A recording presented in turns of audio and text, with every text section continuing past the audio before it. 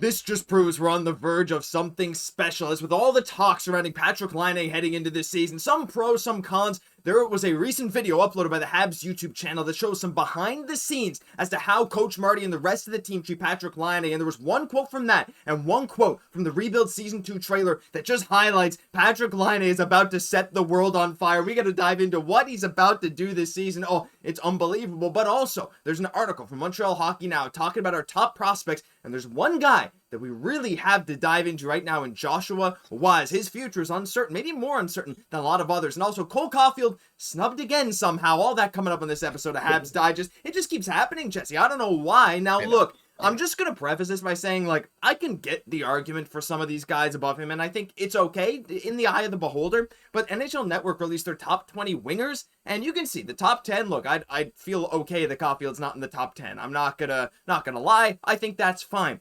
But it's when you get nearer to 20, I'm just saying, Jesse, there's a few guys I might put Caufield ahead of here. Look, you got guys the likes of, Clayton Keller, Jason Robinson, Ovechkin, Forsberg, Boldy, Kempe there. Look, all fantastic players, but I can't help but think 37-goal Cole Caufield, especially considering how young he is, if we're talking at all about future production, I feel like he should have been here somewhere on this list. Like, I get it, he's right around that top 20, but I really wish we could have seen him sneak in there.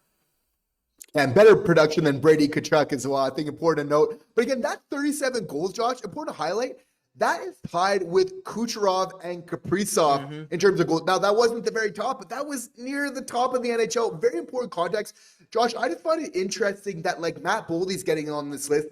And honorable mentions also from getting Matt Boldy and not to Cole Caufield from some other people. At the same time, like, I'm putting Cole Caufield on this list. Why? Yeah, Boldy had 3 more points, 73 points to Cole Caufield's 70 last year. But Cole had 10 more goals. He had 37 goals to Boldy's 27. Like, for me, I'm putting Caufield on this list ahead of a Boldy, for example, because he's more of a difference maker.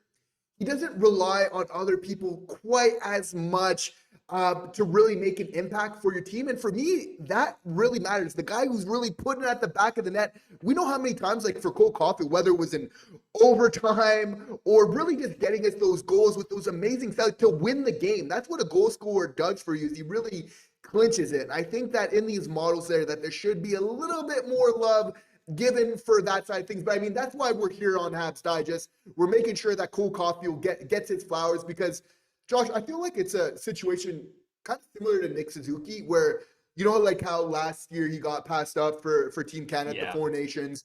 But now finally he's starting to get his respect after an amazing season, now being invited to camp.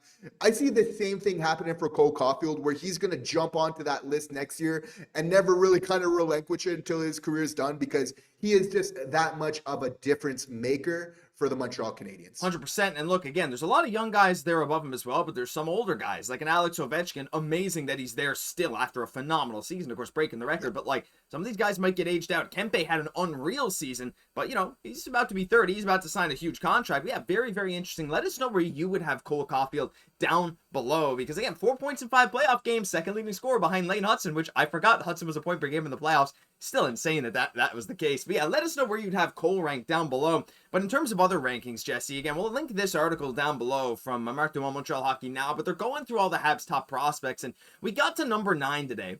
And we're back on Joshua Watt, a guy that's been a pretty hot topic for various reasons. I mean, like, he's a guy that we had so much hope for a couple of years ago, and then last year. And now this year, it's starting to fade a little bit, right? As they say here, his tenure in professional hockey has been a tale of two cities, literally and figuratively. He enjoyed a very solid rookie season in the NHL last year, with his call-up being powered by strong performance at the Rocket. Beyond the 4 goals, 5 assists in 23 games, he had some of the most encouraging underlying numbers in 23-24. But again, Jesse, this past year, 2 goals in 12 games, while he was phenomenal in Laval, keeping up that solid pace, 20 goals in 47 games. That's like a 30-plus goal pace for the season, 10 points in 13 playoff games.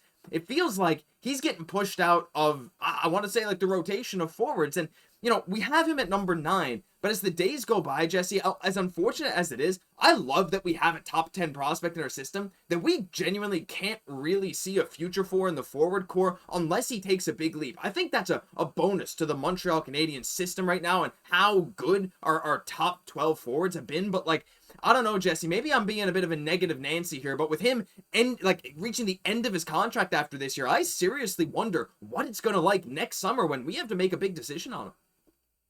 he's in a really tough spot right now, and I really hope that he can turn it around. But at the same time, it's not like he hasn't shown any promise. Yeah.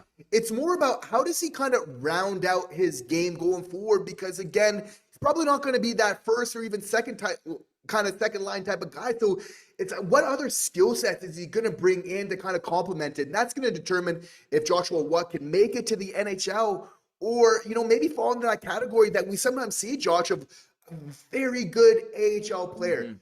However, we're here to say today, there's some reasons why you should not give up on Joshua Watt. One of those really big ones is, surprisingly enough for me, is when you do a deep dive, his analytic numbers are actually pretty good, despite that he gets a little bit of guff or lack of effort and different things. So that's a huge indicator of some positive things to come, of that probably balancing out as analytics normally do. He's also shooting the puck a little bit more this last year, which resulted in 20 goals in the AHL. Again, not marginal. And he was also the second best, producing points guy for the Laval Rocket on their Calder Cup run. He was only second to ABB, who now has signed a contract somewhere else. Basically the best playoff performer for the Laval Rocket that they have remaining. That has to have value. You have to feel like Kent Hughes, he hasn't given up on this guy, a guy getting, again, 9 points in 13 games here. So it's all going to be, how can he really bring on those other elements of his game? If he can, he can be dangerous. I want to see it happen, Josh, but you're right to be apprehensive, because we're looking at this roster right now, and it's while it's great, it's he might be a casualty if he can't really claim his spot in the very near future. Yeah, it's a tough decision, because again, 20 goals is nothing to scoff at. It's unbelievable. Reminders. What I'm trying to say, he had 50 goals in the queue and then a 46-goal season in the queue. This dude's a goal scorer. He can go out there, get points. But again, he seemed to always be in the right spot at the right time. But there were moments where he maybe wasn't, like you said, maybe not giving his all. I don't know. But he looked a little slower, not as fleet of foot. But you're absolutely right. He's going to be one of the stars for Laval this upcoming season. I would expect him to be within the top 3 in scoring on the team this year. So will that warrant a call-up? We'll have to wait and see. Will it warrant a trade? We want to hear from you. Is he going to get traded before his contract runs out? He's going to be an RFA next year, but if you don't see much of a position for him, he wants to get some ice time on another team. I'm sure he could be very interesting. But final thing, one guy that I know is going to get a bit more ice time this year, one guy that we have been waiting for so long to see healthy.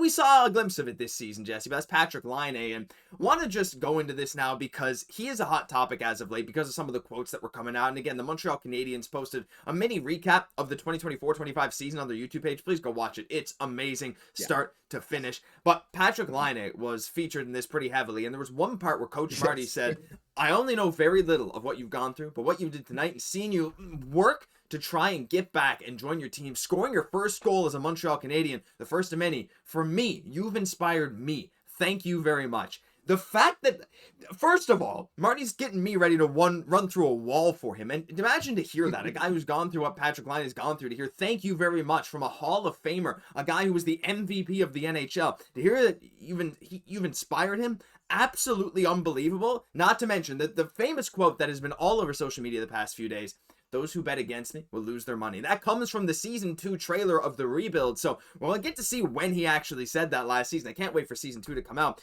But Jesse, all signs are pointing to something special brewing for Patrik Laine. Again, this past year, 20 goals. He was 4th in the NHL in power play goals, playing way fewer games than anyone else in the top 50. I'm excited to see what can come this year. From all the stuff that we're seeing behind the scenes now, this dude seems to be primed and prepped for something crazy. Not to mention, this dude is still on the ice first every single day working on those one-timers. I don't know. I feel like I'm getting more hype for him than almost anyone else on this team.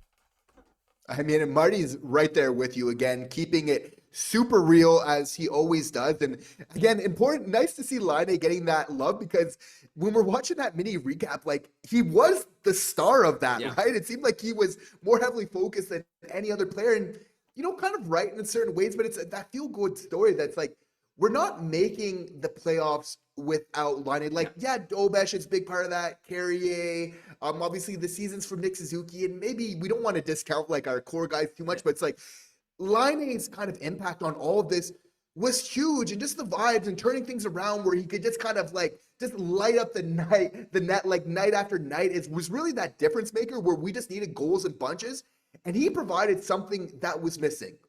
Is the full picture there for Patrik Laine? Right? No, it's not. Is he providing something that this team absolutely need and wouldn't have made the playoffs last year without? Absolutely. So it's for that reason that we really needed to give him that respect. But that being said, Josh, it seems like Laine is a work in progress. And we really need to keep that in mind when we're evaluating both now and in the future. The fact is, right now, is he may have realized some of his shortcomings in the past, and he's working to rectify that. By all accounts, we're seeing him at Brassard every single day. Again, interesting to know that Demidov was one of these players that was, it seems like they're kind of pairing up, that they're often going to these practices together. Demidov having that great influence, but like, we know about Laine, he's just got like a God-given ability to put the puck in the back of the net. You now pair that with just a little bit of effort, you know, and we do want that consistent, but just like even a little bit of effort with that amount of skill just translates into something just absolutely unreal for this team. Big thing to note about Patrik Laine as well, though, he is way more humble than you think he is. And it's for that reason that he actually fits with the team and the culture. If he can bring it together, if he can bring forth like that consistent effort, again, we know there's guys that like get you to the playoffs, and there's some guys that, you know, kind of succeed in the playoffs. And some people may be making the argument right now, like Laine is more of a guy that gets you to the playoffs, but like, what does he do then? I think you need both, but I think there's a world where Laine he can do both. And maybe that's far-fetched, and maybe that's a really hot take, given what we seen from last year. Again, you know, there was injuries in the season, even in the playoffs, which I think factored into this. Like, I just want this to work so bad, Josh. And I believe that there's a world where not only he can help us get into the playoffs, but also be a difference maker once we get there. It's that difference maker, and I fully expect him to be a play driver and difference maker early on this season. I don't expect every game to be perfect, because not every game is perfect for anyone. I mean, there's lots of people who have down games, and we're still going to see the flashes of the Laine that people didn't like, and I think that's fine. But as long as he is, you know, a positive night in, night out, which I honestly think he will be this season. I mean, yeah, again, maybe we're setting our hopes too high for a guy that, you know, has been quite inconsistent his whole career, but he's gone through a lot of different things. It seems like, by all accounts, but from everything we're seeing, the atmosphere is there. The keys to the kingdom are there for Patrik Laine, and if he can just capitalize on the way that Montreal's treating him, the way Marty is helping him, the way the teammates are, and the way the city hopefully will continue to embrace him, I'm expecting a great season. And who knows far in the future? Hey, Marty did say first of many when he scored his goal, and certainly it was first of 20 that season in just 52 games, which is crazy. But leave us your thoughts. What do you think Laine is going to do this year? Because I think we're on the verge of something special from him. Are we going to see that 40-goal Laine come back? Depends who his line mates are. But a Laine that has been point per game before, at least very close to it, 70-point season is not completely out of the question. As insane as it might be to say now, I'd just say, is it likely? Probably not. Is it possible? Absolutely. Leave us your thoughts down below. That'll do it for this episode of Habs Digest. If you enjoyed, leave a like, comment, subscribe to the channel. I'm so excited for this season. Oh, we need the prospect, and we need all the showdown stuff. I can't wait for it to come. And I know we'll be here every single day to keep you up to date on all of the latest. I'm Josh Gosse, my co-host, Jesse Poirier. We'll catch you in the next one.